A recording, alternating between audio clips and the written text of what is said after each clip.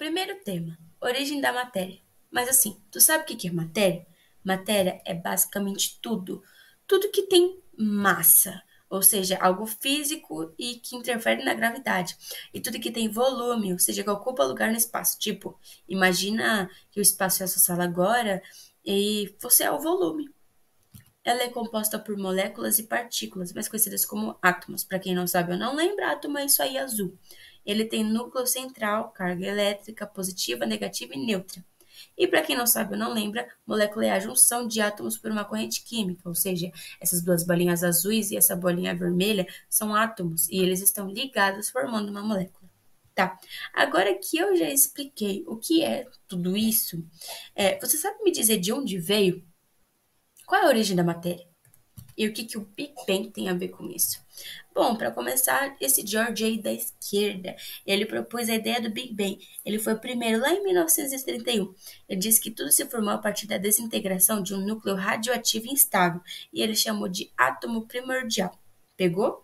Sabe o que eu acho engraçado? É que o termo Big Bang foi criado por um cara numa entrevista em 1949 e só para falar que ele não aceitava essa ideia, tipo, tá. Outra coisa que eu acho engraçado é que o cara que criou a ideia do Big Bang é simplesmente um padre. Mas tá bom. Esse outro George, o George da direita aqui, falava que não veio do átomo primordial coisa nenhuma e que a temperatura era muito alta e sem possibilidade de agregar matéria.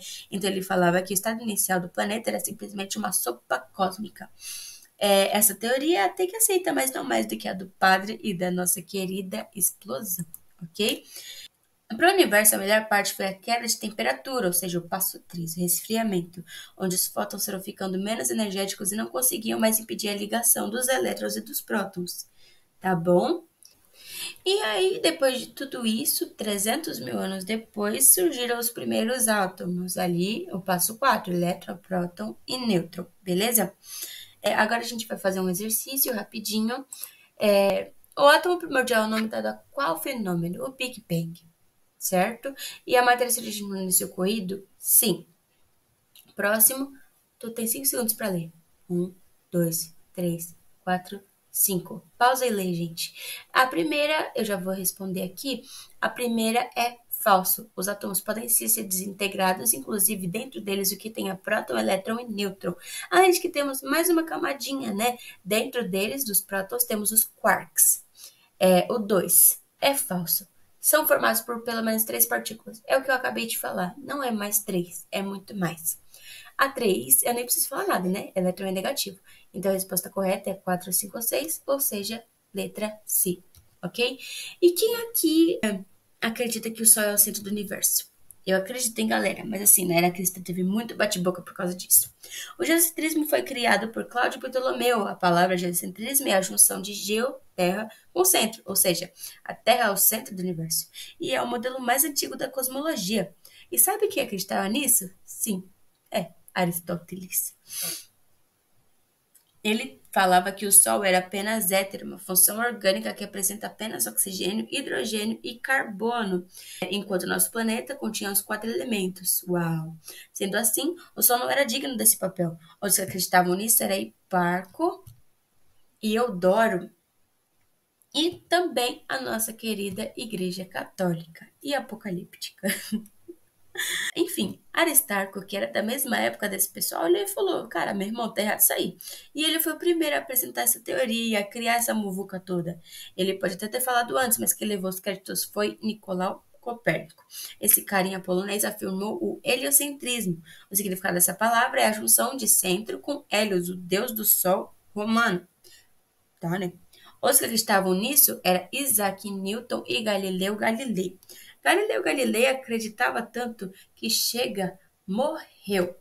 Isso mesmo, por não querer mudar a sua opinião. A Igreja Católica acusou ele de falso testemunho e ele morreu. Isso aí. Outro que acreditava era a Hipátia, a nossa primeira filósofa mulher. Ela não só acreditava no heliocentrismo, como também criou a lei das órbitas e dizia que o movimento não era circular, mas elíptico, ou seja, oval. Mas ninguém comenta sobre isso, afinal, séculos depois, um cara levou os créditos, um cara chamado Kepler. Essa lei não é a única dele, como também ele tem mais duas. A segunda lei é a lei das áreas, que diz que as áreas iguais são percorridas em tempos iguais, e a única coisa que muda é a velocidade. Então, tipo assim, desse ponto para aquele ali, podem ser tamanho diferente, mas vai ser percorrido num tempo igual. Ok? A única coisa que vai mudar é a velocidade, porque ele está mais perto do astro, gravidade, você já entendeu, né? E esses pontos aqui são chamados esse é chamado de periélio, e esse aqui de afélio. É afélio, né? Não, ou é efélio? É afélio. Isso aí. E esses pontos aqui, ó, tá vendo? Essas linhas aqui são chamadas de raios. Tem vários raios. Mas pra gente ter uma noção, né? Porque, tipo assim, é algo que não tá ao nosso alcance, a gente tem que ter uma noção. Apenas é chamado de raio médio. Beleza? E a terceira lei é a lei dos períodos, que diz que o período orbital, ou seja, o tempo que ele demora para fazer uma translação ao quadrado, dividido pelo raio médio ao cubo é constante, ou seja, igual. Essa fórmula aqui, eu já explico. 5 segundos para ler. Leu? A primeira coisa que a gente tem que fazer é interpretar, tá bom? O que a gente consegue perceber da pergunta? O raio médio de Júpiter é 5 vezes maior que o raio médio da Terra. E lembra que a órbita da Terra é de 1 ano. Anotou? Tá. Voltamos à nossa querida fórmula. Tipo, lembra? Da constante significa igual. Igual, uma comparação. A comparação é entre Terra e Júpiter. Então, a gente repete isso do outro lado e troca o constante pela fórmula de novo. Só que agora é a fórmula de Júpiter, ok? Eu troquei o número 1 pela inicial de cada planeta, ok? Agora, reforçando a quantidade do raio médio, fica assim em uma equação, né? Agora, vamos passar os dados da pergunta para a conta. E aqui, onde era para ser o RJ, eu senti que ele estava meio sozinho, sabe? E ele está indefinido. A gente não sabe quanto que é o RJ. Mas a gente sabe que ele é 5 vezes RT. Então, a gente vai fazer isso. Colocar o 5 RT aí. E agora a gente vai passar para o ao cubo. A gente vai colocar o 5 e o RT ao cubo, ok? Lembrando, gente, que o 5 ao cubo não é 5 vezes 3, é um número vezes ele mesmo. No caso, 5 vezes 5, e o resultado que der faz vezes 5 de novo, ok? Vocês viram que aqui embaixo está repetido? Ó, tá vendo? Ali embaixo, RT ao quadrado, RT ao quadrado, nos dois lados, certo? Quando tá repetido, o que a gente faz? A gente risca, tá bom? Toda vez que acontecer aqui embaixo, a gente risca e deixa o resultado que sobrar, ou seja, o 125. Agora, tá vendo o TT aqui? A gente já descobriu que o período do planeta Terra é de 1 ano, então a gente vai trocar por 1. Trocou por 1 elevado a 1 é igual a 1, né? Não muda isso daqui. E aí, a gente vai pegar o 125 que está aqui embaixo, está dividindo, ele vai passar para o outro lado, nesse caso a ação inverte, então ele vai passar multiplicando. 1 vezes 5 é igual a 125 e o quadrado que está desse lado aqui, tá vendo? Ele vai passar para o outro lado invertido também, ou seja, ele vai virar raiz. Raiz de 125 não é exata, então, neste caso, a gente usa os números antes da vírgula, que dá 11, ok? A resposta é simples, galera, ok? É 11.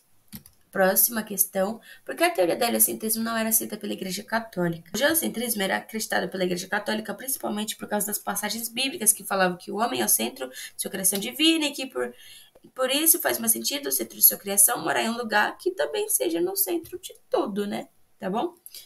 Vamos mudar de assunto de novo. Vamos lá. Origem da vida.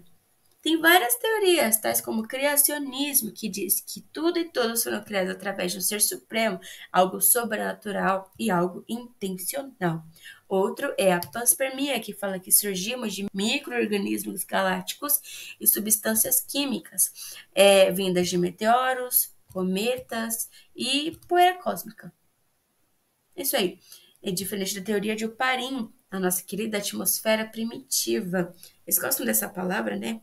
Enfim, eles propuseram que a atmosfera primitiva da Terra apresentava compostos que sofreram a ação de raios da radiação ultravioleta, dando origem a moléculas simples.